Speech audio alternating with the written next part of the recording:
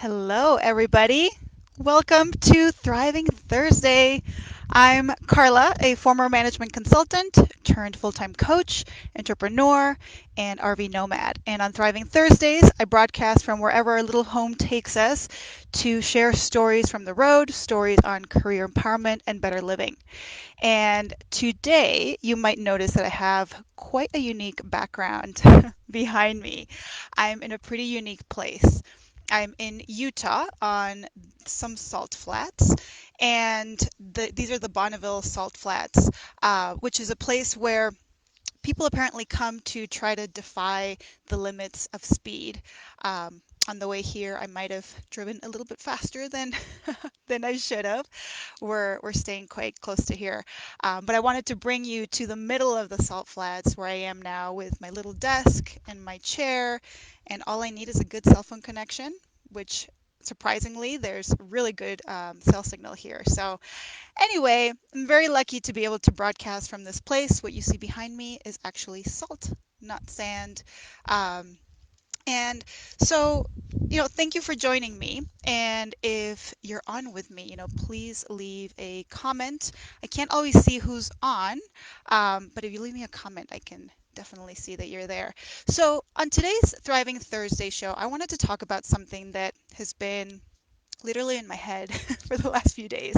And more specifically, it's a voice or several voices that have been getting in my way of being able to move forward with clarity and with confidence. In coaching, we call these voices gremlins. And it's funny, this morning I opened up LinkedIn and saw that Ariana Huffington, who I follow on LinkedIn, was talking exactly about these voices, except she calls it the obnoxious roommate living in your head. And I hope that many of you know what I'm talking about. Those are the voices that tell us things like, you're not smart enough, you're not pretty enough, you're not athletic enough, no one cares what you have to say, what if you fail? And they're truly obnoxious voices, they're unhelpful voices, and the reality is that they're often difficult to ignore, right? They sometimes can get under your skin and show up in the most unexpected of situations. And for me, sometimes they just kind of hit me in the gut, and I physically feel this just this uncomfort, lack of comfort in my belly whenever I'm doing something, especially when I'm doing something new. I will say that the one and only comforting thing that I find about these gremlins or these voices is the fact that we all have them, right? That at some point or another, maybe it's not, and great for you if this is not something that you feel on a consistent basis. But at some point or another, whenever we're learning something new, maybe we're presenting, maybe we're embarking on a new venture, there are these doubts that come in to our minds. Hey, Miss Jan. Thanks for saying hi. These voices show up for us, right? And sometimes they show up in the most undesired of times. So right now, I'll be really transparent. I'm a new entrepreneur. I'm building my business, and it is an exciting and really thrilling new venture for me. I've never done something like this before. As you all know, I've worked in corporate America my entire adult career. And so to do something like this is very exciting, and I'm really excited about the possibilities ahead, but it's also a little bit scary, right?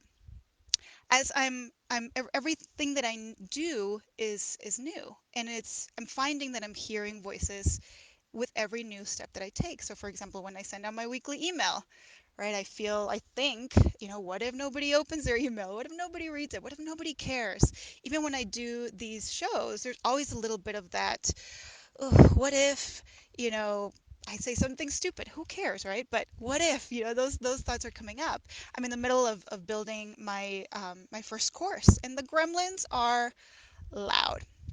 So as I'm sharing this, I'm sharing this not to, um, mostly I'm sharing this because I want you to know that it's absolutely normal, and that even as a coach, a coach who has been trained on how to work with clients to to quiet these voices down, it is something that I have been struggling with, very consistently throughout my whole life. And I was reading an article from Psychology Today this week that talked about how, you know, most people have these voices. They call it inner dialogue, and that these voices come often from the way that we grow up. It might be from things that we were told in our childhood, or, when I think about my biggest gremlin, which is the I'm not smart enough gremlin, for me, I when I think back to my childhood, I certainly don't. I know that it wasn't something that was planted for me at home. My parents were always very, they've emphasized over and over how smart I was, and, that I could do anything I set my mind to. I think that perhaps there were some circumstances in school that created this gremlin for me. I was very competitive, and I always wanted to get first grade and get the best grades of the class. And there was already somebody, or always somebody, that was better than me, or that was just as smart, or smarter than me. And so I think that for me, this gremlin that I hear quite a bit, which is the I'm not smart enough gremlin, um, may be coming from those moments of real competition that I felt as I was growing up, in school, always wanting to be the best, and facing competition, which was always good for me, right? It made me better. But I think back that perhaps those were the moments that for me created this gremlin that I'm still battling to this day, that says, are you really smart enough? So anyway, um, I hope that you have more of the moments of I've got this, right? Um, but the reality is that we all have these moments, and so they're real, right? They're absolutely real. And even as a coach, as I mentioned, I'm still working through it. I don't believe that there is a magic potion, a way to completely get rid of them, especially if they're gremlins that have been um, cemented in us from a very early age through experiences that had a big impact on us. However, there are ways that you can quiet those gremlins down. The key is to not let those gremlins take the wheel from you, but rather recognize that they may be along for the ride with you, but they should be on the passenger seat, not in the driver's seat. And so I want to share 3 techniques that I've learned either through my coach training or through my own journey as a human being, lately as an entrepreneur, and in working with coaches myself.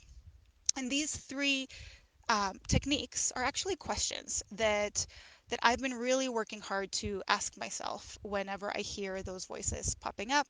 And so I wanted to share them with you today. The first question to ask yourself whenever you're hearing those voices, right, that are telling you you're not blank enough.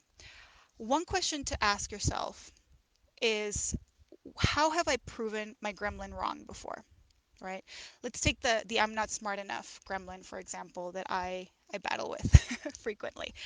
Um, when I think of the answer to that question, how have I proven this gremlin wrong? And I think of it from a logical perspective, the reality is that there are hundreds, if not thousands, of times in my life when I have proven that I am smart, right? I have used my brain, I have used my intelligence to solve complex problems, to create a lot out of nothing, to deliver great results for my clients, to really make an impact. And it required intelligence, right? And so I have proof that I have done that. One tool that I came up with yesterday with my coach, as you can see, this is something that is very present right now in my life. I worked on this with my coach. And she reminded me of this tool that I have used actually at my work before, which I call the Pride folder. And this is a folder on your computer that just has all of the different pieces of proof that tell you that you are proving your gremlin wrong. So for me, for example, every time that I would get a thank you note, for instance, or a praise for my work from my client or from my boss or whatever, things that made me feel really proud, I would put them in this folder. And I've stopped doing that lately, but I realized how powerful this was. It was this tangible proof that I can tap into when I'm feeling a little bit low in my self-esteem, my confidence, that has real proof of the ways that I have quieted down that gremlin, and pushed past it to create some real results. So think about if whether this might be a tool that can serve you. Just can be a Pride folder, it can be a Pride notebook, it can be just a tool, something tangible that will help you to remind yourself in those moments where you need a little reminder that you are better than that gremlin. That what that gremlin is saying is a little cuckoo. So that is the first one. How have you proven your gremlin wrong before? The second question is, what is this gremlin saying about me? And I'm talking about this question more so from the perspective of, what is this gremlin saying about me when others do something, based on the actions of others? Sometimes our gremlins stem from judgments that pop up or interpretations that we make in our head when other people do something, right? When somebody does something, it triggers something in our minds where we're immediately thinking, oh my gosh, I'm not this, I'm not that. I'll give you an example. A few years ago, I was teaching a class at my last company, and I was doing really well, and out of nowhere, this student walked out of the class, and it was like my best moment. I was, it was the moment that I had been planning and preparing for, right? And he just walked out. And it really like it hit me in the gut a little bit. And for the rest of the afternoon, all I could think about was, why did he leave? What did I say wrong? Did I not prepare enough? Did I say something stupid? Like I just made it about me the entire rest of the afternoon, even though I still had a full classroom of other students that I needed to focus on. Later in the afternoon, this person comes back and profusely apologizes for having to have left. He had a family emergency. He had to make lots of phone calls. He felt really bad. I spent hours of the afternoon thinking that it was all about me, right? And the truth of the matter had absolutely nothing to do with me. And I find myself doing this a lot. I'm training to be a yoga teacher. And this week, my yoga teacher actually talked exactly about this. As a yoga teacher, or whatever, in my case, as a yoga teacher, there are going to be students that are going to leave your class. And they might say, I hated your class, or you did too many downward dogs. You know what? That doesn't say something about you. It says something about them. And on the other hand, too, like if they say I loved your class, it also probably doesn't say something about you. It says something about them. Something in what you're saying or putting out there resonated with them, and their reaction is not a reflection of you as an individual. So that's the second one. What is this gremlin saying about me, especially when that gremlin is triggered by the actions of others? All right. The third question is, what if my gremlin is right? And I find this one to be a little bit of a provocative question about our gremlin, right? But this very simple question put things into perspective. When I answer the gremlin question that I hear a lot in my head about my business, which is, what if I fail?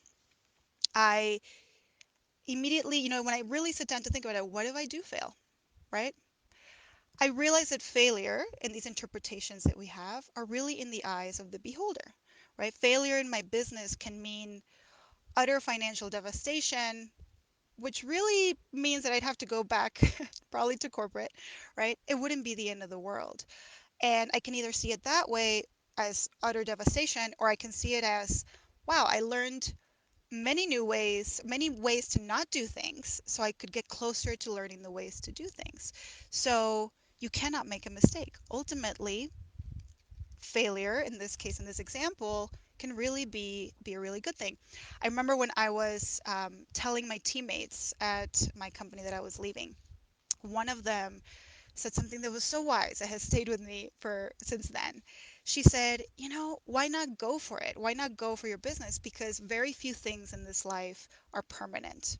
If it doesn't work out, you can change it. So, in the particular example about failure, failure is what you make of it, right? When I think of like the I'm not smart enough gremlin, what if I'm not smart enough? Okay. And this is me coaching myself, by the way, as I'm talking to you all, right? These are questions and thoughts that go through my head quite a bit. But this particular question of what if my gremlin is right has helped to remove some of that weight that we can sometimes put on these gremlins. We give it so much importance and so much weight to this prospect that is not even real, that it detracts our ability, it steals from our energy and our ability to move forward. So what if I'm not smart enough? Well, you know what? I do my best, right? And for the things that I can't figure out on my own, I ask for help.